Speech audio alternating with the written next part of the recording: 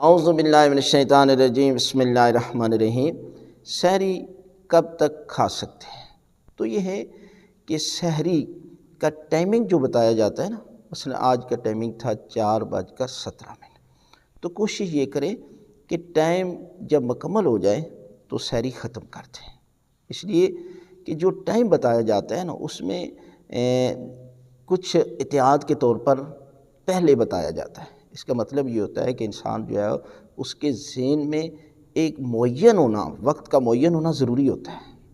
دیکھیں ماہ رمضان کا مہینہ تھا، تو اگر اللہ کی ذات کہتی کہ 12 مہینوں میں جہاں بھی مرضی آپ ایک مہینہ روزے رکھ لیں، تو کوئی بھی روزہ نہ رکھتا، یعنی ٹال مٹول کرتے ہوئے آپ پوری زندگی گزارتے تھے۔ لیکن اللہ کی ذات نے کہا ماہ رمضان میں روزے واجب ہیں، لہٰذا ایک منٹ بھی آپ تاخیر نہیں کر سکتے۔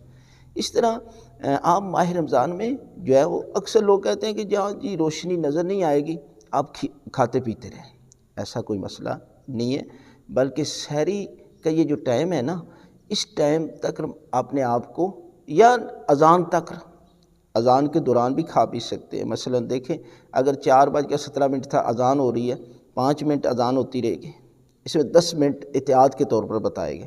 لیکن آپ کو نماز جو ہے وہ ماہ رمضان میں ہمیشہ نماز فجر جو ہے وہ 10 منٹ کے بعد پڑھنی چاہیے، یعنی 17 منٹ سحری کے بند ہونے کا ٹائم تھا، تو آپ کو 27 منٹ کے بعد نماز پڑھنی چاہیے، اس لیے کہ اس دوران جو ٹائم ہے نا، یہ نماز کا ٹائم نہیں شروع ہوتا، طلوع فجر کا ٹائمنگ 10 منٹ بعد ہوتا ہے۔ لہذا آپ کو کوشش کرنی چاہیے کہ سحری جو ہے وہ اس وقت بند کر دیں اور نماز 10 منٹ کے بعد جو ہے وہ آپ پڑھیں۔